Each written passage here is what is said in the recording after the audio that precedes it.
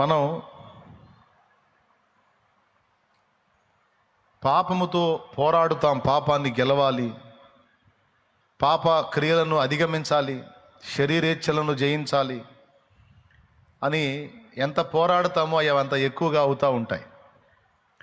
పోరాడి పోరాడి పోరాడి విసుగు, అలసట, విరక్తి కలుగుతూ ఉంటాయి. ఇలా ఎందుకు జరుగుతుంది? మరి నేను దేవుని ఆత్మను కలిగి ఉంటే ఖచ్చితంగా వీటన్నిటి మీద జయం రావాలి కదా.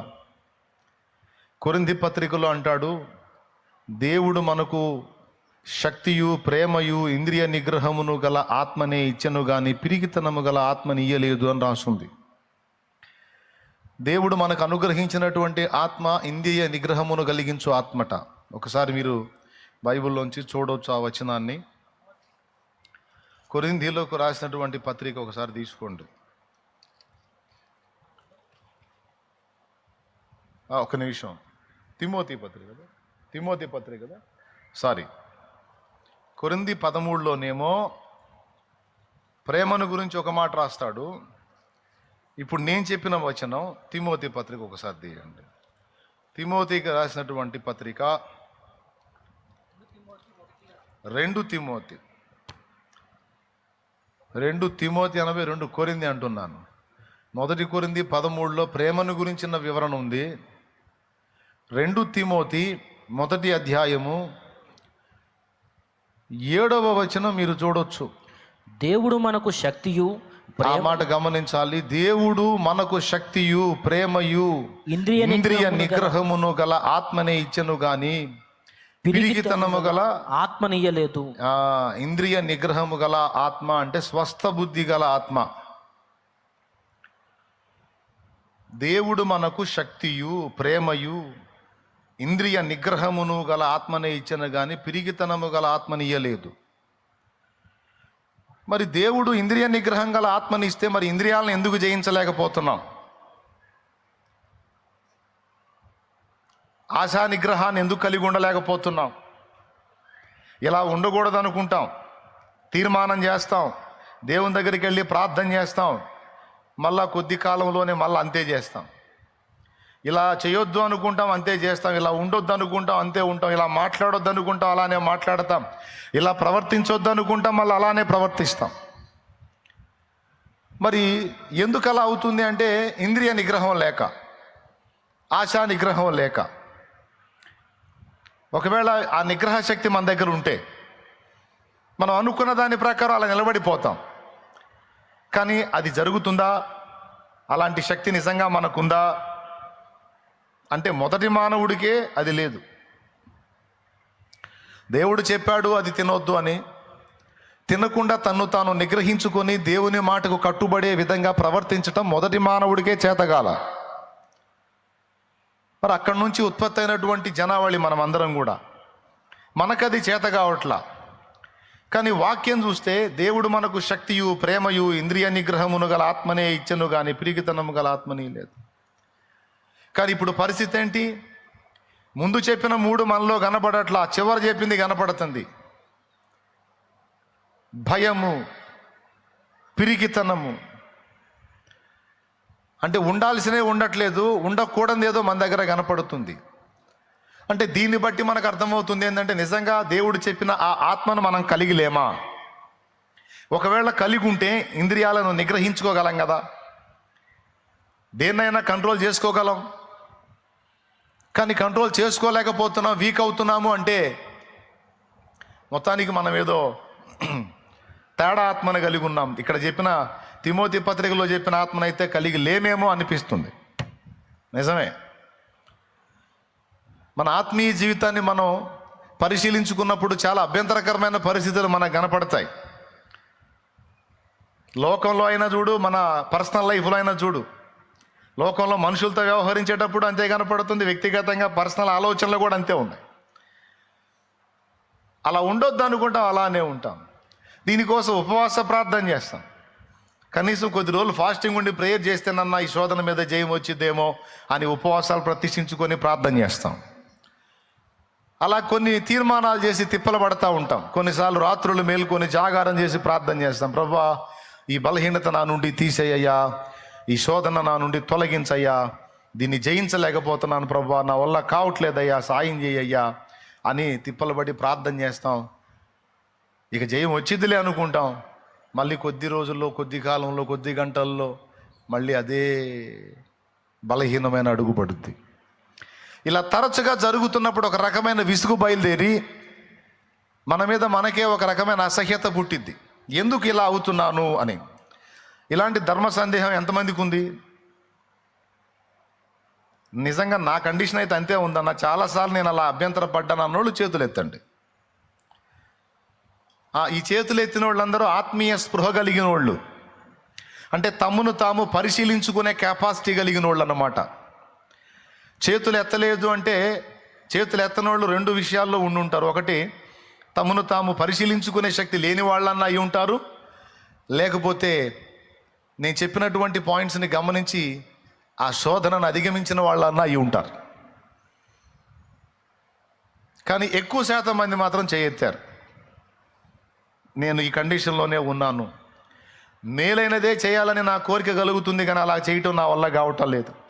చేయాలనుకున్న మేలు చేయక చెయ్యగోరని కీడుకే నా మైండ్ పోతుంది, చెయ్యగోరని చెడు కార్యాలకే నా హృదయం లాగుతుంది, అవే ఒకటోరా నా వల్ల జరుగుతున్నాయి అని దుఃఖపడేటువంటి ఆత్మీయులు చాలామంది ఉన్నారు. దీని గురించి ఉదయకాలం ధ్యానంలో నేను అందించడం జరిగింది. దానికి విరుగుడైంది. ఉపవాసాలు ప్రతిష్ఠించుకుంటే జయించగలమా, లేకపోతే రాత్రులు జాగారాలు చేసి ప్రార్థిస్తే జయించగలమా? ఏ విధంగా జయించగలం అంటే, ఉపవాసాలు, జాగరణలు శరీరాన్ని నల్లగొట్టుకోవటం అనేది ఒక విధంగా ఉపయోగపడే సాధనమే. అదేం తప్పు పట్టాల్సిన అంశమేం కాదు. మనల్ని మనం నియంత్రించుకోవటానికి, దేహం మీద పట్టు సంపాదించడానికి కొన్ని ఏర్పాట్లు మనం చేసుకొని కొంత సాధన చేయటం మనకు మేలే కానీ కీడేం కాదు. ఫాస్టింగ్స్ ఉపయోగపడతాయి, జాగారాలు అంటే ఆల్ నైట్స్ మనం ప్రార్థనలో గడిపిన అనుభవాలు కూడా మనకు ఉపయోగపడతాయి. అయితే వీటితో పాటు ఇంకా ఏదన్నా మెరిట్గా వాటిని అధిగమించే విధంగా మనం ప్రవర్తించడానికి ఏదన్నా అవకాశం ఉందా? నాకైతే ఎన్నో రోజుల ప్రశ్న ఇది. నన్ను నేను గెలవటానికి, దేహవాంఛలను అధిగమించడానికి, ఇంద్రియాల నిగ్రహం కోసం ఇంకా ఏం చేయాలి, ఏదన్నా నాకు బెటర్ వే ఏదన్నా ఉందా, మంచి మార్గం ఏదన్నా ఉందా అని ఒక విశ్వాసిగా, ఒక దేవుని సేవకునిగానే కాకుండా ఒక విశ్వాసిగా ఉన్నప్పుడు సైతం నేను వీటిని గురించి పరిశీలించుకున్నాను. అయితే నాకు దేవుడు తేటపరిచినటువంటి విషయం ఏంటంటే, మీకు కూడా ఉపయోగపడద్దని చెప్తున్నాను నేను. కొంతమంది తమలో తాము చాలా నలిగిపోతూ ఉంటారు ఈ సమస్యకు పరిష్కారం దొరకక. దానికి దేవుడు నాకు చూపించినటువంటి పరిష్కారం ఏంటంటే ఏంటో చెప్పయ్యా అనే ప్రశ్న మీకు పుట్టాలని 2 సార్లు అడిగాలి నేను. అదేమిటంటే, దేవుని ప్రేమించుటయే. మళ్ళీ అర్థమయ్యేటట్టు చెప్తా. నీవు పోరాడుతున్న శరీరేచ్ఛల మీద, ఇంద్రియాల మీద నువ్వు ఎంత పోరాడినా నీకు జయము రాదు. నువ్వు ఇంకా పోరాడే కొంది, తీర్మానాలు చేసే కొంది అవి ఎక్కువ అవుతుంటాయి. ఇప్పటికే నీకు అర్థమైంది. ఎన్నో తీర్మానాలు, న్యూ ఇయర్ వచ్చిందంటే ముందు తీర్మానాలకి రెడీగా ఉంటాం. ప్రభువా ఈ సంవత్సరం మొదలు పెట్టుకొని ఇక రోజు బైబుల్ చదువుతూ ఉంటాం. ఖచ్చితంగా 4 రోజులు చదివి 5వ రోజు ఇక జంపు, ఇంకా మళ్ళీ కనపడేది. రోజుకు 3 సార్లు ప్రార్థన చేయాలని తీర్మానం చేశాను. ప్రభువా నిజమే, అది చేసేది లేదు. ఇక ఇంతకుముందు నేను ఫలానా వ్యసనంలో ఉన్నా, బలహీనతలో ఉన్నా, అలవాట్లో ఉన్నా, ఫలానా మైనస్ నా దగ్గర ఉంది, వాటిని వదిలేస్తున్నా ఈ రోజు నుంచి, ఈ నూతన సంవత్సరంగా. ఇక నేను వాటి జోలికి మళ్ళా వెళ్ళను అని కనీసం 4 రోజులు కూడా కాకముందే మళ్ళీ అందులోకి వెళ్ళిపోయే పరిస్థితి. అంటే తీర్మానాలు చేస్తున్నావు, నిలబడట్లేదు. ఉపవాసాలు ఉంటున్నావు, వల్ల కావట్లేదు. పోరాడుతున్నావు, కానీ అవి ఎక్కువ అవుతున్నాయి కానీ తక్కువ కావటల్లా. నేను మళ్ళీ చెప్తున్నా, నువ్వు ఎంత పోరాడినా, ఎన్ని ఫీట్లు చేసినా, ఎన్ని పాటలు పడినా అది వల్ల కాదు. మరి ఎలా అంటే, దేవుడు చూపించిన ఆన్సర్ ఏంటంటే, ఏం లేదు బెట, నన్ను ప్రేమించు సరిపోతుంది అన్నాడు. నన్ను నువ్వు ప్రేమించిన ఎడల నా ఆజ్ఞలను గైకొనే శక్తి నీకు వస్తుంది.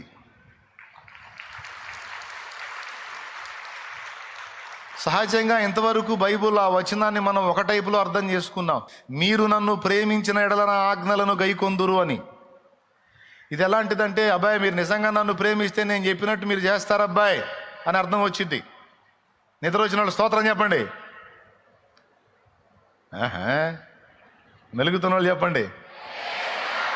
యోహాను సువార్త 14:15 మీరు నన్ను ప్రేమించిన ఎడల నా ఆజ్ఞలను గైకొందురు అని ఉంటుంది. దాని అర్థం ఏంటంటే, నిజంగా మీరు నన్ను ప్రేమిస్తే నేను చెప్పిన ప్రతి పని మీరు చేస్తారు అని మనం అర్థం చేసుకున్నాం. నిజమే. దాన్ని కొంచెం రివర్స్లో అర్థం చేసుకుందాం. రివర్స్లో అర్థం చేసుకోవటం అంటే, నా ఆజ్ఞలను మీరు గైకొనాలంటే, నా చిత్తమును మీరు నెరవేర్చాలంటే మీకు శక్తి కావాలి. శక్తి కావాలంటే మీరు నన్ను ప్రేమిస్తేనే వస్తుంది. ఇది రివర్స్లో అర్థం చేసుకోవటం. ఏమైనా అర్థమైందా మీకు? టపి కొట్టారు. ఏం అర్థమైంది? ఇప్పుడు మనం అనుకున్న వాటినన్నిటిని జయించడానికి దైవశక్తి కావాలి, మన సొంత శక్తి చాలదు. మరి ఆ శక్తి మనకు రావాలంటే ఎలా వస్తుంది? మీరు నన్ను ప్రేమించుట ద్వారా దాన్ని స్వతంత్రించుకోగలుగుతారు అనే సూత్రాన్ని యేసయ్య చెప్పాడు. ఇప్పుడు మనం యేసయ్యని ప్రేమించాలి. యేసయ్యను ఎంత ప్రేమిస్తామో, మనం పోరాడుతున్న ఇంద్రియాల విషయంలో కావచ్చు, ఆశల విషయంలో కావచ్చు, దేహవాంఛల విషయంలో కావచ్చు, వాటిని జయించే శక్తి ఆయన నుండి మనకు కలుగుతుంది. ద్రాక్షావల్లిని నేను, తీగలు మీరు. తీగ ద్రాక్షావల్లిలో నిలిచి ఉంటేనే కానీ తనంతటా తాను ఎలాగో ఫలింపదో, మీరు నా యందు నిలిచి ఉంటేనే కానీ మీ అంతటా మీరు ఫలించరు. ఒకవేళ మీరు నాతో అనుబంధం ఏర్పరచుకొని నాతో అనుసంధానమై ఉంటే, అప్పుడు సారం మీలో నుంచి కాదు, నాలో నుంచి మీలోనికి ప్రవహించి ఫలము మీలో నుండి వెలువడుతుంది. అంటే సారం ఇప్పుడు తీగ సృష్టించుకోగలిగిద్దా, లేకపోతే కాండం నుంచి తీగకు వచ్చిద్దా? అమ్మా, కాండం నుంచే కదా తీగకు వచ్చేది. అలా మనకు కాండం యేసయ్య, ఆయనకు లింక్ అయి ఉన్న తీగలం మనం. కాబట్టి ఆయనలో నుండే సారం రావాలి, అదే మనలో ఆత్మ ఫలమును వ్యక్తపరచాలి. ఆయనలో నుండే జీవం రావాలి, అదే మనల్ని నిత్యము ఆత్మీయంగా జీవింపజేయాలి. నాకు వేరుగా ఉండి మీరేమీ చేయలేరు అన్నాడు. ఏమన్నా అర్థమైందా మీకు ఆ మాట? అంటే మీ అంతటా మీరు ఏమీ చేయలేరు. ఏదన్నా మీరు సాధించాలంటే నాలో ఉంటేనే. ఇప్పుడు మనం ఆయనలో ఉండాలంటే ఫస్ట్ ఆయన్ని ప్రేమించాలి. మనం ఎవరితోనైనా ఎక్కువ గడపాలంటే ముందు ఆ వ్యక్తి మీద ప్రేమ ఉంటే, ఎంత ఎక్కువ ప్రేమ ఉంటే అంత ఎక్కువ గడపాలనిపిస్తుంది. కొంచెం ప్రేమ ఉందనుకో కొంచెం చాలనిపిస్తుంది. మరింత ప్రేమ ఉందనుకో మరింత గడపాలనిపిస్తుంది. అట్లాగా మనము ఆయన మనము ఏకమైనప్పుడు, స్తోత్రం చెప్పండి, సారం ఆయనలో నుండి వెలువడి మనల్ని నింపి మనలో నుండి ఆత్మ ఫలము ఫలించేటట్లు దేవుడు సహాయం చేయగలడు. దీనికి ఆయనను ప్రేమించుటయే ఆధారము అనే విషయం ఇంకా కొంచెం వివరణాత్మకంగా, దాని వలన కలిగే ఫలాలు అది ఎలాగా అనేది ఉదయపు ధ్యానంలో తెలియజేసుకున్నాం పరిశుద్ధాత్మ ద్వారా. ఈ సూత్రం మీకు అర్థమైందా? లోకాన్ని, పాపాన్ని, శరీరాన్ని, దీన్ని అధిగమించడానికి దేవుడు ఏర్పరిచిన సూత్రం ఒక్కటే, దేవుని ప్రేమించటమే. మీరు గమనించండి, మీలో చాలామంది క్రొత్తగా దేవుణ్ణి నమ్ముకున్నప్పుడు పాపం విషయంలో చాలా కంట్రోల్గా ఉన్నారు. కానీ రాను మీలో ఆ కంట్రోల్ తప్పింది. మీలో కొంతమంది దేహవాంఛల్లో పడ్డారు. స్టార్టింగ్లో నువ్వు దేహవాంఛల్లో పడలా. యేసయ్యలో కొత్తగా కళ్ళు తెరిచినప్పుడు నువ్వు శరీరేచ్ఛలను జయించావు. కానీ కొంతకాలమైన తర్వాత నువ్వు మళ్ళా ఆ దేహవాంఛల్లో పడ్డావు. దీన్ని ఎంతమంది ఒప్పుకుంటారు? యథార్థంగా చేయొద్దండి. స్టార్టింగ్లో ఇప్పుడున్నట్టు స్టార్టింగ్లో లేవు. స్టార్టింగ్లో కనీసం టీవీలో సినిమా కూడా చూడలేను. ఈరోజు టీవీలోను సెల్ ఫోన్లోను ఏడాడు వచ్చే చెత్త అంతా చూస్తానే ఉన్నావు, తెంపు లేకుండా. కళ్ళు పోయిందాకా, కళ్ళు పోతే కళ్ళజోడు కూడా కొనుక్కొచ్చుకొని పెట్టుకొని మరి అదే పనిలో ఉన్నావు. కానీ క్రీస్తులో క్రొత్తగా నువ్వు కళ్ళు తెరిచినప్పుడు కనీసం పక్క ఇళ్లలో టీవీలు మోగుతున్నా, నీ ఇంట్లో టీవీ ఉన్నా దాన్ని మూత పెట్టేసావు, బూజు పట్టిపోయేటట్టు చేసావు. చూడలా నువ్వు. ఎందుకంటే ఎందుకు టైం వేస్ట్ చేయాలి అనవసరంగా? దాన్ని చూస్తే ఏం వచ్చింది? అది నటన, నాటకం, అబద్ధం, కల్పితం అని వాళ్లే చెప్తున్నారు కదా. నటన, నాటకం, అబద్ధం, కల్పితం అని చెప్తున్నప్పుడు ఆ చెత్త కోసం నేను టైం ఎందుకు వేస్ట్ చేయాలి అనే గ్రహింపు నీకుండి ఆనాడు నువ్వు దాన్ని కనీసం చూడడం కూడా చూడలేదు. ఇంకా చూసేవాళ్ళని చూసి జాలిపడ్డావు, వాళ్ళ కోసం ప్రార్థన చేశావు. టైం వేస్ట్ చేసుకుంటున్నారు నాయన, వాళ్ళ మనోనేత్రాలు వెలిగించు ప్రభువా, వాళ్ళ సమయం అర్థవంతంగా ఖర్చు పెట్టుకునేటట్టు వాళ్ళకి తెలివి దయచే నాయన, నా కళ్ళు వెలిగించబడ్డాయి, వాళ్ళ కళ్ళు కూడా తెరువయ్యా అని ప్రార్థనలు కూడా చేసిన నువ్వు ఈరోజు సినిమా అంటే ఈ ఫీలింగ్ లేకుండా, సీరియల్ అంటే ఫీలింగ్ లేకుండా, సెల్ ఫోన్లో వచ్చే చెత్త అంటే ఫీలింగ్ లేకుండా, ఇంకా చెప్పాలంటే అశ్లీల చిత్రాలు కూడా సిగ్గు లేకుండా చూసే పరిస్థితికి దిగజారిపోయిన అనుభవాల్లో కొన్ని జీవితాలు ఉన్నాయి. ఎందుకు అలాగైపోయింది? ఒకప్పుడు కనీసం ఏది చూడని నువ్వు ఈరోజు ఎందుకు దానికి అలాగైపోయావు? కారణం ఏంటి? ఏం లేదు, ఇదే క్రొత్తగా క్రీస్తులో కళ్ళు తెరిచినప్పుడు తొలి ప్రేమలో ఉన్నావు. వైవాహిక జీవితంలో క్రొత్తగా పెళ్ళైనప్పుడు భార్యాభర్తల మధ్య వైవాహిక ప్రేమ, తొలి ప్రేమ స్టార్ట్ అయింది. భర్త జాబ్కి వెళ్తే ఎప్పుడు వస్తాడా అని భార్య ఎదురు చూస్తూ ఉంటుంది. ఎప్పుడు సాయంత్రం ఆరైద్దా అని భర్త ఎదురు చూస్తాడు. ఆయనేమో ఆమె కోసం, ఆమెమో ఆయన కోసం. ఆయనకి ఇష్టమైన పదార్థాలన్నీ వండి ఈమె రెడీ చేసిద్ది, ఆయన్ని ఏమీ చేయనీదు.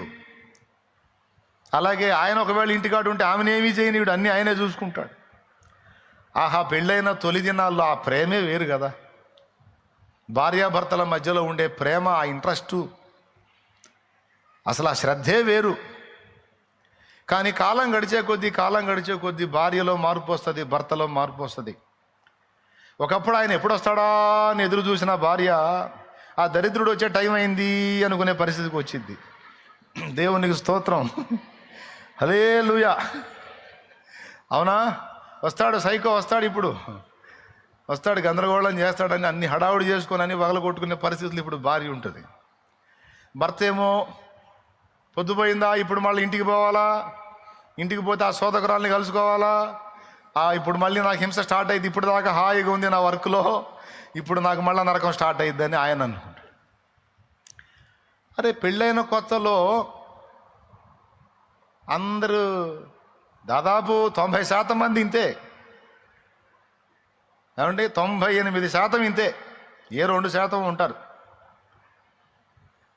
కానీ రాను అది మారిపోయిద్ది.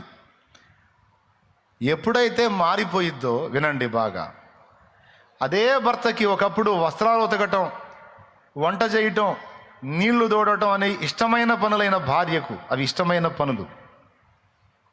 ఆహారం పెట్టేటప్పుడు కొసరి వడ్డించింది, వండేటప్పుడు అవసరమైతే పుస్తకం తెచ్చుకొని చదువుకొని, లేకపోతే యూట్యూబ్ పెట్టుకొని చూసుకొని 1కి 4-5 రకాల వెరైటీలు చేసి పెట్టేసిద్ది. అవునా? ఆనాడేమో అదే వంట, ఇష్టమైన వంట, అదే సపరిచర్యలు, కానీ చాలా ఇష్టంగా. ఈ మరకలు చేసుకొని వస్తే క్లాత్ను శుభ్రంగా ఉతికేసి చూపించి, చూసావా మరకలు మొత్తం క్లీన్ చేసి పడేసి అంటే ఆహా సూపర్ అంట ఆయన. అంత ఇష్టంతో కొన్ని రోజులు గడిచిన తర్వాత, కొన్ని నెలలో, సంవత్సరాలు గడిచిన తర్వాత అయ్యే పరిచర్యలు కానీ సణుగుడుతూ ఉంటాయి. దరిద్రుడు ఏం చేయాలో ఏమనాలో అర్థం కావట్లా. చిన్న పిల్లోడా, బుజ్జి పాపడా, ఈ మరకలేంది, ఒంటి నిండా పూసుకొని వస్తాడు, ఉతకలేక సస్తున్నాం. పుట్టింటికన్నా పోతే బాగుండి, ఆయన ఉతుక్కుంటే ఆయన అర్థమైద్ది, కర్మగాలి అని ఇక సన్నుగుడు స్టార్ట్ అయింది. అన్నీ చేసిద్ది, అదే వంట చేసిద్ది, అదే బట్టలు ఉతికిద్ది, అదే నీళ్లు తోడిద్ది, కానీ ఈసారి సణుగుడుతూ ఉంటాయి అన్నీ. దేవునికి స్తోత్రం. అలాగని విడాకులు ఇచ్చిపోయిందంటే పోదు, మళ్ళీ ఆయన కావాలి. ఇప్పుడు ఆడవాళ్ళ గురించి చెప్పాడని మళ్ళీ మగవాళ్ళు సంతోషపడతారు, ఆడవాళ్ళు ఫీల్ అవుతారు. అందుకని ఇప్పుడు మగవాళ్ళ సంగతి కూడా చెప్తా. దేవునికి స్తోత్రం. పురుషులు కూడా అంతే. స్టార్టింగ్లో చాలా బాధ్యతగా, చాలా అన్ని విషయాల్లో మెచ్చుకోలుగా ప్రశంసలతో భార్యను సంతోషపెట్టేటువంటి భర్త రాను ఏమంటే మరకలన్నీ పోయేటట్టు ఉతికానండి అంటే ఏడ్చావాలే, పెద్ద ఏదో కప్పు సాధించినట్టు బిల్డపా అంటాడు. 4 రకాల పదార్థాలు చేశానండి అంటే 40 రకాలు చేయిపోయావా? 40 చేయి. నీ పుట్టింటోళ్ళు ఇచ్చిన సొమ్ము ఉంటే ఎవడిస్తాడేంది? ఎందుకు చేసా గిన్నెలనే పగలు కొడతా. అదే భర్త, అయ్యే వ్యవహారాలు, కానీ ఈమెలో సణుగుడు వచ్చింది, ఆయనలో గొణుగుడు వచ్చింది. మొత్తం మీద ఇద్దరు కలిసే బతుకుతుంటారు, మళ్ళీ విడిపోరు. ఒకళ్ళ బాధ్యత ఒకళ్ళు నెరవేర్చుకుంటూనే ఉంటారు, కానీ ఫస్ట్లో ఉన్న టేస్ట్ అయితే కాలం గడిచిన తర్వాత ఉండదు అనేది మీలో చాలామందికి తెలుసు. పెళ్ళైన వాళ్ళందరికీ దాదాపు ఎంతమందికి అనుభవం ఉందో చేతులు ఎత్తండి. పెళ్ళి కానివాళ్ళు కాదులే, కానీ పెళ్ళి అయిన వాళ్ళు చేతులు ఎత్తండి. పెళ్ళి అయిన వాళ్ళు ఒప్పుకుంటారా? ఏం ఒప్పుకుంటారు? నువ్వు చెప్పింది కరెక్టేనన్నా, పెళ్ళైన తొలి దినాల్లో నీళ్లు కూడా మోసాడన్నా, నీళ్లు కూడా మోసాడు అన్నీ. కానీ ఇప్పుడు దున్నలాగా ఉన్నావు, పోయి తెచ్చుకోపో అంటున్నాడు. అలాగే నువ్వు కూడా చెప్తావు, అన్నీ చేసిందన్నా. ఇప్పుడు ఏదన్నా ఇంత చెప్తే చాలు తస్సుమాని లెగుస్తుంది, అది చేయాలా ఇది చేయాలా, నీకేం బానిసలా కనపడుతున్నానా అని రివర్స్ అయిపోతుంది. అసలు ఆ మనిషిని కదిలించాలంటేనే భయం పడుతుంది. అంటే ఏం జరిగింది? అదే భార్య భర్త అయ్యే పనులు. ఒకప్పుడేమో అవి ఇష్టంతో ఉన్నాయి, ఇప్పుడేమో అందులోనికి మలినం ప్రవేశించింది. ఎందుకు అంటే ప్రేమ లోపించింది. ప్రేమ అసలు లేకుండా పోలేదు. అట్లాగే మనం కూడా యేసయ్యకి విడాకులు ఇచ్చి వెళ్ళిపోయేదైతే ఉండదు, యేసయ్యే కావాలి. కానీ ఒకప్పుడేమో అన్నీ యేసయ్యకు నచ్చినవన్నీ చేయడానికి ఇష్టపడ్డాం, నచ్చనవి తీసేశాం. కానీ ఇప్పుడు సంసారంలో కొద్ది కాలం ముందుకు సాగిన తర్వాత నచ్చినవి తగ్గిపోయినాయి, నచ్చనవి చాలా చేరినాయి. ఎందుకు? అందుకే ఆయన చెప్పాడు ఎఫెసు సంఘములో దూతకి, నీ క్రియలను, నీ కష్టమును, నీ సహనమును నేను ఎరుగుదును, నీ ప్రయాస నాకు తెలుసు, నువ్వు ఇంత కష్టపడ్డావని అన్నీ చెప్పి మొదట నీకుండిన ప్రేమను నీవు వదిలితివని తప్పు ఒకటి నీ మీద మోపాల్సి ఉంది అన్నాడు. అది ఎంత కీలకం అంటే ఇవన్నీ ఒక ఎత్తు, ఆ ప్రేమ ఒక్కటే ఒక ఎత్తు. ఆ ప్రేమ లోపించిన నాడు నువ్వు చేసేవన్నీ ఆచారాలుగానే మిగిలిపోతాయి, కానీ ఆత్మీయంగా అనిపించవు. కాబట్టి అవన్నిటికీ విలువ రావాలంటే ప్రేమ చాలా కీలక పాత్ర పోషిస్తుంది. అది కూడా ఫస్ట్ లవ్, మొదటి ప్రేమ.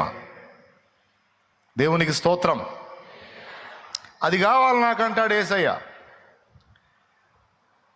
ఈరోజు నువ్వు పాపానికి అక్కడక్కడ చిక్కుతున్నానని ఇందాక సంతకం పెట్టావు, ఒప్పుకున్నావు. తేడా పడుతున్నానన్నా అని చేతులు ఎత్తమంటే మొత్తం ఎత్తారు. ఎత్తినప్పుడు అర్థమైందంటే సంతకాలు పెట్టారు అన్నమాట, చిక్కారు. ఎందుకు అలా అయిపోయావు? ఆ గతి ఎందుకు పట్టింది? ఒకప్పుడు అట్లా ఉందా? క్రీస్తులో క్రొత్తగా కళ్ళు తెరిచినప్పుడు ఆత్మీయ తొలి దినాల్లో అలా ఉందా అంటే అలా లేదు. అప్పుడు అన్ని విషయాల్లో పర్ఫెక్ట్గా ఉన్నావు, ఇప్పుడేమో దిగజారిపోయావు. కారణం ఏం జరిగింది అంటే ప్రేమే లోపించింది. అప్పుడంటే తొలి ప్రేమలో యేసయ్య తప్ప ఇంకేం పట్టలేదు, కాబట్టి అన్నీ ఆయనకి ఇష్టమైనవి చేశావు. అప్పుడు అసలు పాపం మానేయాలి, ఇది మానేయాలి, అది మానేయాలనే పోరాటం కూడా అనిపించలా నీకు. ఎప్పుడైతే యేసయ్యకి మనసు ట్యూన్ చేసుకున్నావో ఆటోమేటిక్గా ఆయనకు నచ్చనవన్నీ ఆటోమేటిక్గా బ్రేక్ చేసేసుకున్నావు. అది పెద్ద పోరాటం అనిపించలా నీకు. కానీ ఇప్పుడు ఎప్పుడైతే యేసయ్య మీద ప్రేమ తగ్గిందో, ఇక ఆయనకు నచ్చనివన్నీ నీ జీవితంలోకి ఎంటర్ అయినాయి. వాటిని తొలగించుకోవటం నీకు పెద్ద పోరాటమైంది. ఆనాడు ఈజీగా అనిపించినది ఈనాడు ఎందుకు కష్టమైంది? ఏమన్నా అర్థమైందా నేను చెప్పింది? ఎంతమందికి అర్థమైంది?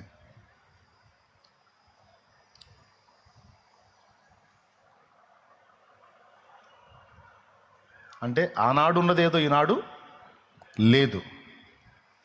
సింపుల్గా చెప్పాలంటే, మా నాన్న ఒకడు చేతులతో తీసుకొచ్చిన బండని నలుగురు పట్టారు. నలుగురు పడితే కదల్లా. అది పెద్ద బండ, 6 అడుగుల పొడవు ఉంటుంది, 4 అడుగుల వెడల్పు ఉంటుంది, పెద్ద బండ. ఒక్కటే దాన్ని తీసుకొచ్చాడు. అదే బండని నలుగురు పడితే కదల్లా. అంటే ఇప్పుడు ఆయన పట్టిన పట్టు ఎంత బలంగా పట్టాడో అంచనా వేస్తానికి చెప్తున్నాను నేను. అంటే నలుగురు వ్యక్తుల యొక్క శక్తి ఒకటే కలిగి ఉన్నంత పట్టు చూపించాడు. అదే నాన్న వృద్ధాప్యంలోకి వచ్చినప్పుడు ఒక స్పీడ్ బ్రేకర్ ఎక్కలేకపోయాడు.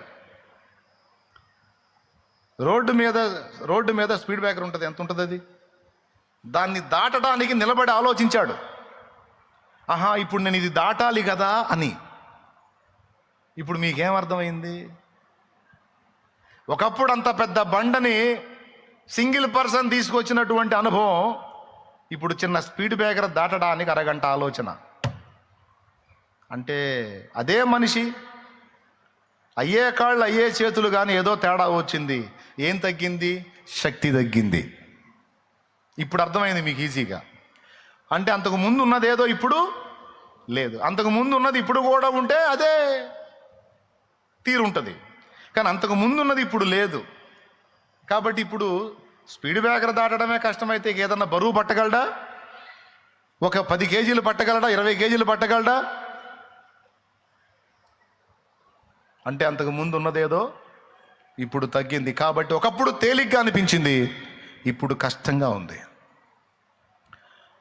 చకచక ఇటంటే అటు స్పీడ్గా నడుస్తూ అన్ని చేసిన వ్యక్తికి 2 అడుగులు వేయటం కష్టమైపోయిందంటే ఒకప్పుడు ఉన్న శక్తి ఇప్పుడు లేదు. ఎందుకు లేదు? అదేవిధంగా ప్రేమ కూడా. ఒకప్పుడు దేవుని యందు నీకున్న ప్రేమను బట్టి దేవుడు ఇష్టపడని వాటిని వదిలేసుకోవటం నీకు పెద్ద కష్టం అనిపించలా. ఇప్పుడు దేవుని మీద ప్రేమ తగ్గింది, దేవుడికి ఇష్టం లేని వదలాలంటే నీ ప్రాణానికి వచ్చింది.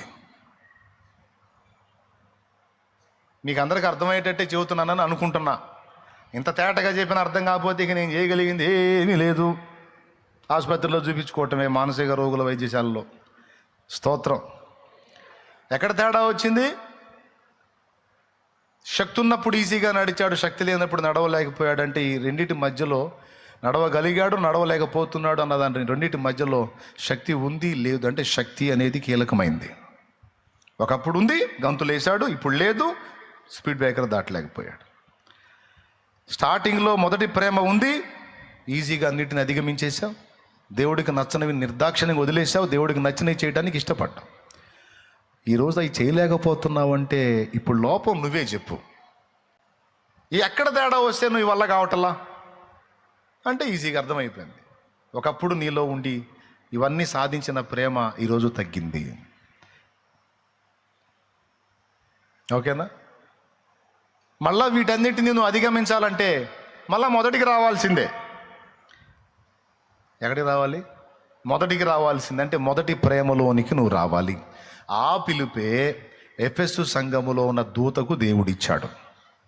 రా, ఏమన్నాడు? నీ క్రియలను, నీ కష్టమును, నీ సహనమును, సహనమును,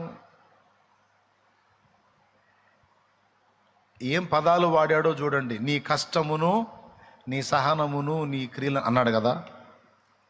కొంచెం నిశితంగా ఆలోచించండి. నేను మీ ఇంటికి వస్తా, షాలేం రాజన్న మీ ఇంటికి వస్తాను అన్నాడు అని నీకు ఫోన్ వచ్చింది అనుకో, ఫస్ట్ నువ్వు మళ్ళీ రిటర్న్ ఫోన్ చేస్తావు, అన్నకి ఏమి ఇష్టము అని. దేవునికి స్తోత్రం. అట్లనే చేస్తారా? లేదా ఏడిచాడులే వస్తే ఏందంట రాని అంటావా? ఏమంటావు? తమ్ముడా చెప్పు, షాలేమన్న మీ ఇంటికి వస్తాను అన్నాడు అని ఫోన్ వచ్చింది నీకు, ఫస్ట్ నువ్వు చేసేది ఏంది? షాలేమన్నకి కొర్రమేను చేప అంటే ఇష్టమని నీకు తెలిసిందనుకో, మార్కెట్లో దొరక్కపోతే అవసరమైతే గాలం తీసుకొని పోయి చెరువులోనైనా పట్టుకొస్తావు, వాగులోనైనా పట్టుకొస్తావు. ముందు కష్టపడి తీసుకొచ్చి శుభ్రపరిచి ఇచ్చి వండిస్తావు. చెల్లి నువ్వు బిర్యానీ వండుతావు, ఇక రకరకాలు వండుతావు. ఇక నీకు ఈ షాలేమన్నకి ఏమేమి తినిపించాలనిపించిందో మొత్తం కిలో నూనె పోసి, దేవునికి స్తోత్రం, ఆ బాగా నూనెలో అన్నీ ముంచి లేపుతావు. ఆ నూనె ఏంటి, రొటీన్ అంటే నెయ్యి కూడా పోస్తావు అవసరం అయితే. బాగుంది, అన్నీ పోసి చక్కగా రెడీ చేసి పెడతాం. కానీ అది కూడా ఉదయం నుంచి కష్టపడతావు, సాయంత్రం వస్తాడంటే డే అంతా రెడీ చేసి పెడతాం. అసలు ఆ రోజు ఎంత చాకిరంటే, ఎప్పుడు అసలు ఇల్లును కదిలించను నువ్వు, ఆ రోజు కడుగుడు, తుడుసుడు, తోముడు, సర్దుడు. ఒకవేళ అన్న ఈ రాత్రి ఇక్కడే పరిచారకులతో గడుపుతాడంటే వాళ్ళకి దుప్పట్ల సేకరణ అన్నీ సిద్ధపరుచుకుంటావు. దినమంతా చాకిరీ చేస్తావు. ఇంత చాకిరీ చేసి అన్ని రెడీ చేసిన తర్వాత తీరా నేను వచ్చి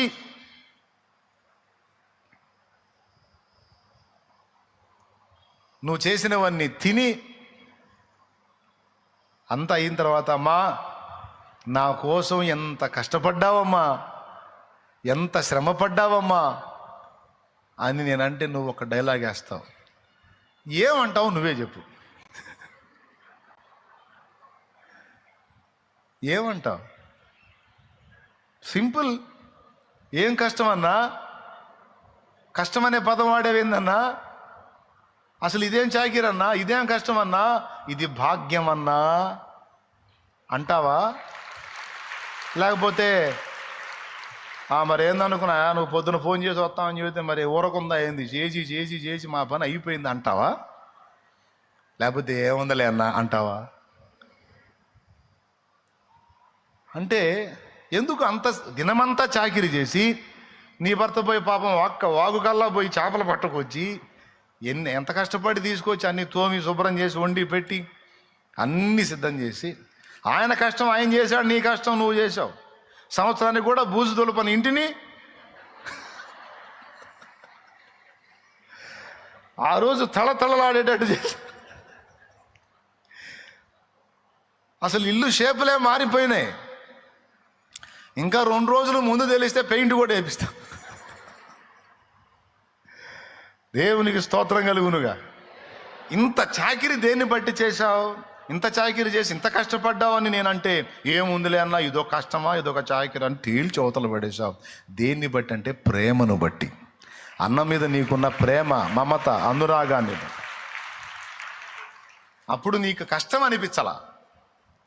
అన్నా చాకిరి అనుకొని మళ్ళీ రాకుండా ఉండేవు, నువ్వు 100 సార్లు వచ్చినా ఇంతే చేస్తా, అస్సలు కష్టం అనుకోని రా అంటావా అన్నవా? అది కూడా నువ్వు మళ్ళీ కపటంగా కాదు, హార్ట్ఫుల్గా అంటావు. ఏం కష్టం అన్నా, అసలు నువ్వు వచ్చావు సంతోషం, హ్యాపీ అన్నా అంటావు. అంటే నువ్వు ఇబ్బందే ఫీల్ అవ్వవు. కానీ ఇక్కడేమన్నాడు, నువ్వు కష్టపడుతున్నావు అన్నాడు. ఏదైనా ఒక వ్యక్తికి మనం చేసేటప్పుడు కష్టం అని ఎప్పుడు అనిపించిందో తెలుసా? కర్మరా బాబు అనుకున్నప్పుడు. దేవునికి స్తోత్రం. మనకి ఇష్టం లేనివాడు మన ఇంటికి వస్తున్నాడు అనుకో, అప్పుడు మనకి ఇష్టం లేనాడు మన ఇంటికి వస్తున్నాడు అనుకో, ఏదైనా తెమ్మని చెప్పాడు అనుకో, నలుగురు వస్తున్నాం, నలుగురు నేర్చుకొని వస్తాడు, వచ్చాడు ఓర రాకుండా ఉందని వాడ మా తగలబెట్టు. ఏం తగలబెట్టేది? నా వల్ల కాదు, నువ్వే హోటల్ పోయి తగలబెట్టుకురా. గుంపులు వస్తే మేము చేస్తాం ఏంది ఆడ? వాళ్ళ ఇళ్ళకి ఏమన్నా పోయామో, వాళ్ళు ఏమన్నా మాకు ఎప్పుడన్నా పెట్టారా? తడవకోసారి ఏంది ఇది? కష్టం. ఇష్టం లేనప్పుడు కష్టం అనిపిస్తుంది. అదే ఇష్టం ఉన్నప్పుడు, ప్రేమ ఉన్నప్పుడు కష్టపడ్డావు అన్నా కూడా ఒప్పుకోరు. బాగా అర్థమైంది కదా, దేవునికి స్తోత్రం. అలాగే ఇక్కడ నీ కష్టం నీ సహనం అనే పదం వాడాడంటే చాలా కష్టపడుతున్నావు, చాలా కష్టం ఫీల్ అవుతున్నావు, చాలా సహిస్తున్నట్టు ఫీల్ అవుతున్నావు. దాని మీనింగ్ ఏంటంటే, నా ఎడల నీకు మొదటి ప్రేమ ఉన్నట్టయితే ఇవన్నీ ఏవి నీకు కనపడవు, ఏది కష్టం అనిపించదు, ఏది శ్రమ అనిపించదు, ఏది ఇబ్బంది అనిపించదు. ఇంకా చెప్పాలంటే మహత్ భాగ్యం అనిపిస్తుంది. ఆ నామము నిమిత్తము దూషణ పాలగుటకు పాత్రులమని ఎంచబడినందున వారు సంతోషించుచు వెళ్ళిరి. చూస్తావా? అపోస్తుల కార్యం 5వ అధ్యాయం 41వ వచనం. చదువు. ఆ నామము కొరకు అవమానము పొందుటకు పాత్రులని ఎంచబడినందున వారు సంతోషించుచు మహాసభ ఎదుట నుండి వెళ్ళిపోయి. అంటే వాళ్ళ అతిశయం ఏంటో తెలుసా? విచిత్రం. చాలామంది భక్తులు ఉన్నారు, కానీ యేసయ్య కోసం తన్నులు తినే భాగ్యం నాకే దక్కింది. చాలామంది భక్తులు ఉన్నారు, కానీ యేసయ్య కోసం దూషణ భరించే భాగ్యం నాకే దక్కింది. ఇది నా అదృష్టం, నా భాగ్యం అని వారు ఫీల్ అయ్యారట. అంటే వాళ్ళు దేన్ని బట్టి అతిశయించారంటే, ఆ నామమును బట్టి అవమానపరచబడటం, కొరడాలతో కొట్టబడటం, దూషణ సహించటం, దూషణ పొందటం వాళ్ళకి ఇష్టమైపోయిందంట. దాన్ని గురించి వాళ్ళు పాడుకున్నారు. ఆహా నా ధన్యత, ఓహో నా భాగ్యము, ఏమని వివరింతును, ఏమని వివరింతును. ఆహా నా ధన్యత, ఓహో నా భాగ్యము, ఏమని వివరింతును, ఏమని వివరింతును. నేనెందుకని నీ సొత్తుగా మారితిని, యేసయ్యా నీ రక్తముచే కడుగబడినందున. ఏమండి?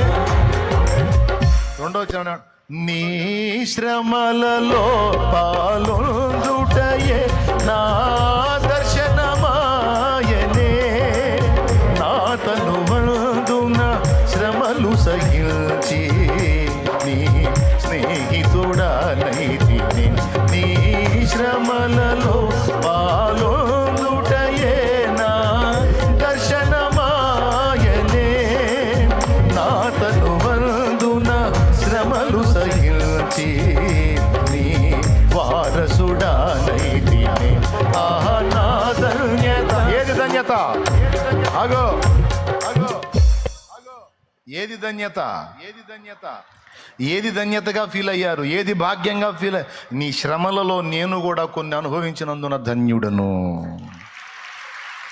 నీ దెబ్బలలో కొన్ని నేను తిన్నందున ధన్యుడను, ఆ దూషణలో కొంత నేను పొందినందున ధన్యుడను. ప్రభువా స్తోత్రము. ఆహా నా, అది ఏది ధన్యత తెలుసుకొని పాడాలి మరి మనం. అంటే ఎందుకు అది భాగ్యంగా ఫీల్ అయ్యారు, అది ధన్యతగా ఫీల్ అయ్యారు, అది ఇష్టంగా ఫీల్ అయ్యారంటే దేవుని ఎడల వారికి ఉన్న లవ్, ప్రేమ. యేసయ్యా నీ నామం నిమిత్తం ఇవన్నీ పొందటానికి నన్ను అర్హుడిగా ఇచ్చావా, ఈ భాగ్యం నాకు ఇచ్చావా. కొంతమంది వాళ్ళ సాక్ష్యం చెప్తారు, అన్న నన్ను ఇలా కొట్టారన్నా, నన్ను ఇలా కొట్టారన్నా, ఇలా నన్ను ఈడ్చారన్నా అంటే నాకు కొంచెం ఫీలింగ్ వచ్చింది వెంటనే. నేను ఇలా కొట్టబడ్డాను, ఈడవబడ్డాను, ఇట్లా రక్తం కూడా కారింది అన్నప్పుడు ఆ పదం చెప్పినటువంటి దైవజనుడైన విశ్వాసైన నాకు ఎక్కడ కనపడతారో తెలుసా? శిఖరం మీద కనపడతారు. నేను చాలా ఫీల్ అవుతాను, ఎందుకంటే అబ్బా నాకు దక్కని అనుభవం ఈ బిడ్డకు దక్కిందే. అర్థమైందా? నాకు దక్కలేదే ఇలాంటి అనుభవం. యేసయ్య కోసం దెబ్బలు తిన్నాడా, యేసయ్య కోసం రక్తం కార్చాడా, యేసయ్య కోసం ఏడవబడ్డా, అంత జరిగి కూడా విశ్వాసంలో ఉన్నాడా, అంత జరిగి కూడా ఇంకా దేవుని సేవలో నిలబడ్డా. అయ్యో అమ్మో ఈయన సామాన్యుడు కాదు, యేసయ్య కోసం దెబ్బలు తినటం అంటూ ఇతను ఎదుర్కొన్నాడంటే, ఆ నామం నిమిత్తం దెబ్బలు తినడానికి ఇతడు పాత్రుడుగా ఎంచబడ్డాడంటే, ఇతడు నాకంటే ధన్యుడు, నాకంటే గొప్పవాడు అని ఫీల్ అవుతాడు.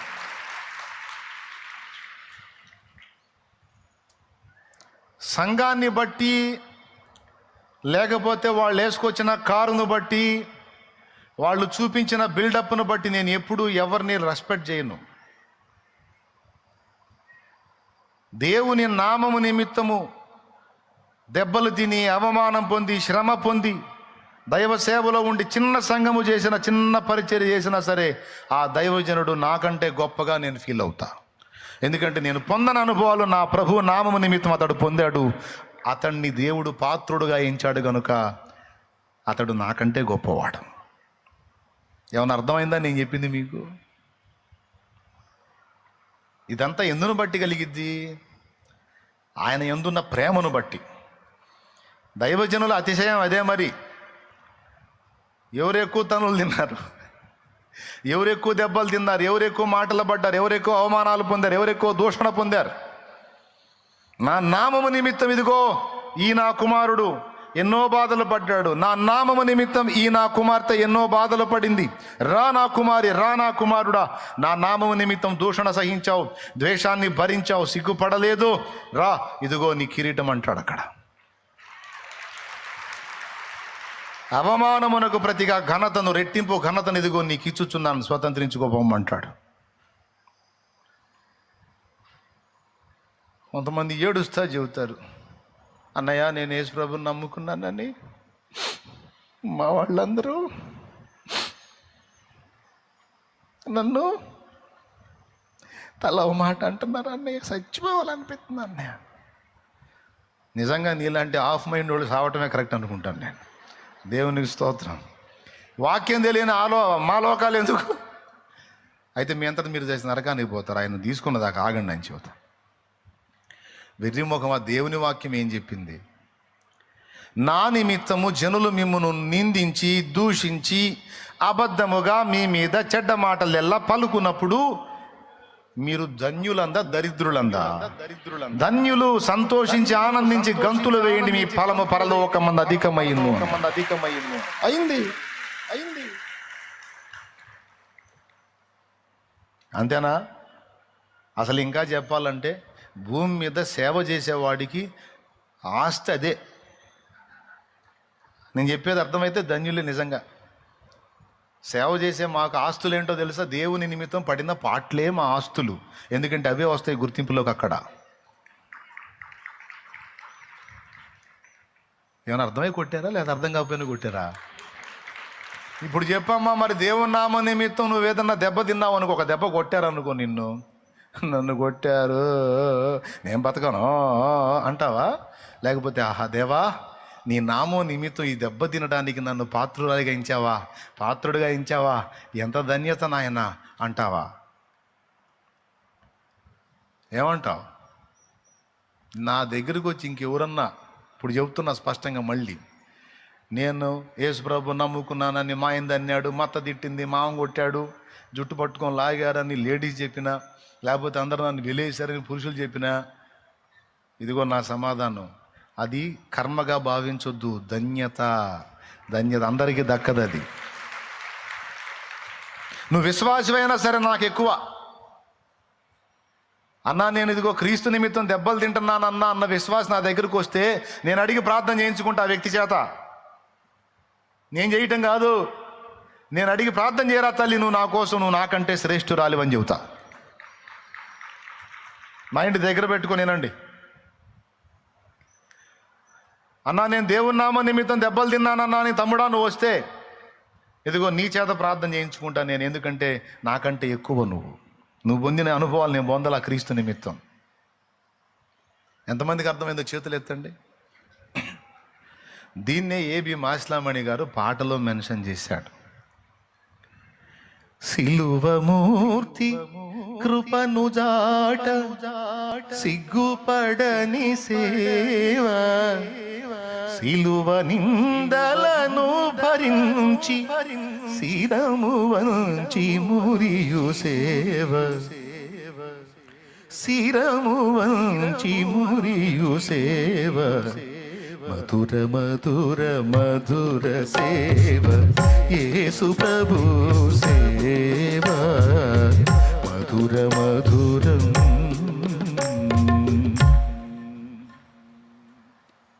ఇప్పుడు చెప్పండి, దేవుని మీద నీకు నాకు మనకి సరైన లవ్ ఉంటే, ప్రేమ ఉంటే, ఇక ఆయన కోసం మనం చేసేవి మనకు కష్టం అనిపిస్తాయా, ఇబ్బంది అనిపిస్తాయా, భాగ్యం అనిపిస్తుందా? ఇప్పుడు మరి ఇప్పటిదాకా నీకు అవన్నీ భాగ్యాలుగా అనిపించినాయా, లేకపోతే బాధ పెట్టినాయా? బాధగా ఫీల్ అయ్యావు కాదు, వాళ్ళు అలా అన్నారు, వీళ్ళు ఇలా అన్నారు, నాతో ఎవడు మాట్లాడట్లా, నాతో ఎవరు బలకట్లా అని ఫీల్ అయ్యావు కాదు. ఆయన నామం నిమిత్తం అలాగును అనుభవించడానికి నిన్ను పాత్రుడిగా, పాత్రురాలిగా దేవుడు ఎంచాడంటే ఆ అదృష్టం నీదది. ఇంకొకళ్ళకి దక్కన అదృష్టం నీకది. ఎంతమందికి ఉంటుందండి దేవుని నామం నిమిత్తం దెబ్బలు తినే అవకాశం, కొరడా దెబ్బలు తినే అవకాశం, ప్రాణం పెట్టే అవకాశం, దూషణ భరించే అవకాశం, రేర్. లోక జ్ఞాని అపహసించు శోకమూర్తి సేవ, లోక జ్ఞాని అపహసించు శోకమూర్తి సేవ, లోక నిందలను భరించి లోకమును జయించు సేవ, లోకులను దీవించు సేవ, మధుర మధుర మధుర సేవ, యేసు ప్రభు సేవ, మధుర మధురం. ఇప్పుడు చెప్పండి, దాడికి దెబ్బలకు ఏడవాలా, లేకపోతే ఆ భాగ్యమని భావించాలా? దేవుని నిమిత్తము శ్రమపడిన అనుభవాలన్నీ కూడా నీకు నాకు ఒకవేళ అవి కలిగితే అవి భాగ్యం, అవి ధన్యత. ఎందుకో తెలుసా?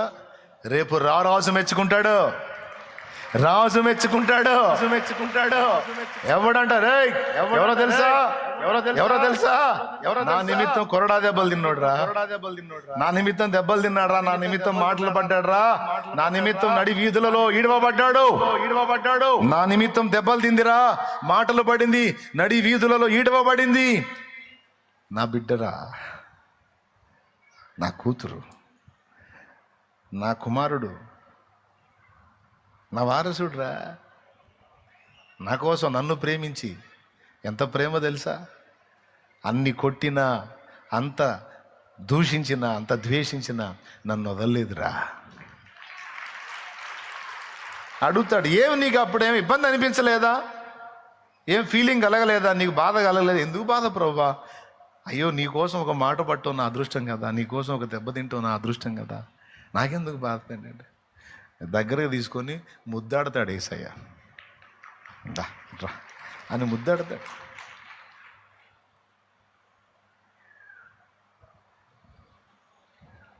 కాళ్ళ క్రింద నలిగిన గాని మల్లె పరిమళం మారేన, వెలికలిన్ని తిరిగిన గాని బంగారు కువెల తరిగేన, మనుషులెంత నవ్విన గాని మనసు గాయపరచిన గాని,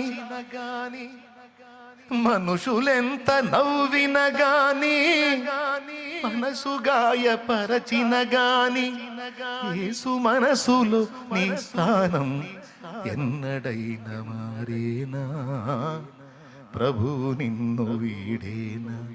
అనుకున్నావా నిన్ను నీవు హీనునిగా?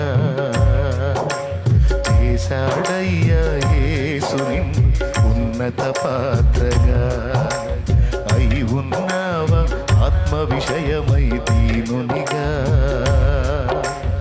అందుకోసమే నచ్చావయ్యా యేసుకు అంతగా.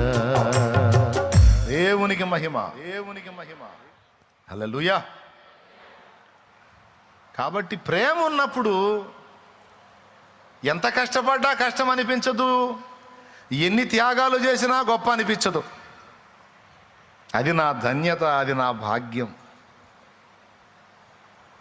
అవునా? అలాగే దేవుడు వదిలేయమన్నా వదిలేయటం కూడా ఇబ్బంది అనిపించదు, అది చాలా తేలిక. యేసయ్యను ప్రేమిస్తాం కాబట్టి. కాబట్టి సూత్రం అర్థమైందా మీకు?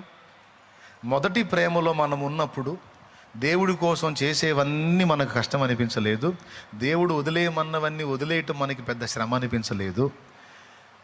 ఇప్పుడు ఈ రెండు, దేవుని కోసం నిందమోయాలంటే బాధ అవుతుంది, దేవుని గురించి సాక్ష్యం ఇస్తే ఎవరన్నా ఏమైనా తృణీకరిస్తారేమో అనే బాధ అవుతుంది అని నీకు అనిపిస్తే, దేవుడు వదలటం నీకు కష్టం అవుతుంది అనిపిస్తే,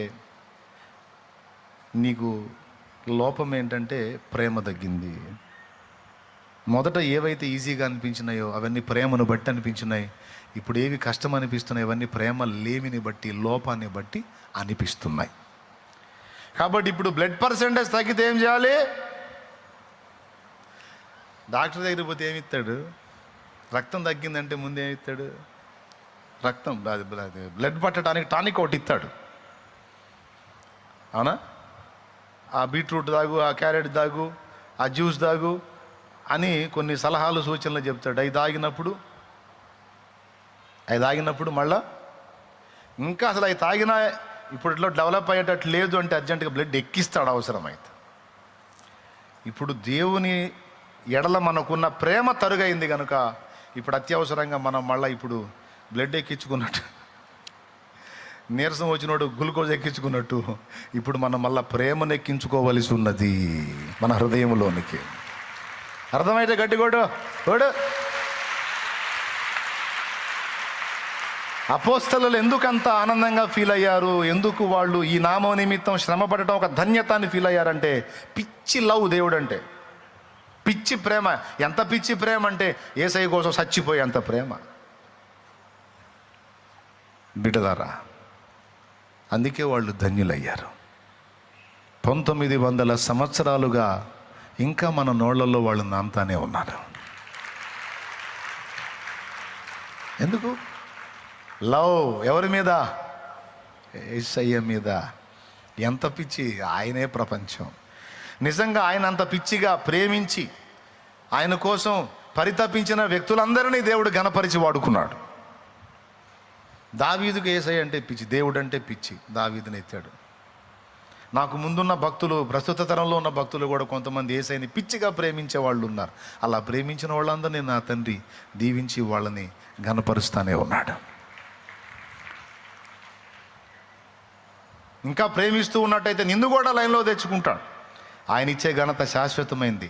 ఆనాడు పేతురు, పౌలు, యోహాను, అబ్రహాం, ఇసాకు, యాకోబు, దావీదు, దానియేలు మొదలైన వాళ్ళందరూ దేవుణ్ణి పిచ్చిగా ప్రేమించారు. సంవత్సరాలుగా, వందల వేల సంవత్సరాలుగా వాళ్ళ పేర్లు వస్తానే ఉన్నాయి. అది దేవుడిచ్చే ఘనత. సరే, బాగుంది. ఇప్పుడు మనం పోరాడుతున్న పాపాలను జయించాలంటే సూత్రం ఏందో అందరూ చెప్పండి. ఇప్పుడు మీకేం అర్థమైందో? మీరు ఎంత తొందర జీవితం తొందరగా ముగిస్తా నేను వెళ్దాం. ఇక మనం ప్రేమే. ఎవరి మీద ప్రేమ? రైట్. మనకు దేవుడి కోసం చేసేవి పడేవన్నీ కష్టంగా అనిపించకుండా అవి ధన్యతగా అనిపించాలంటే ఏం కావాలి? ఆ ప్రేమ తగ్గితే ఇవన్నీ ఇబ్బందులు అనిపిస్తాయి. అదే ప్రేమ మళ్ళీ భర్తీ అయిందనుకో, ఎత్తుకోవటమే పాట. ఆహా నా ధన్యత. పాడొద్దులే చాలు అంతే.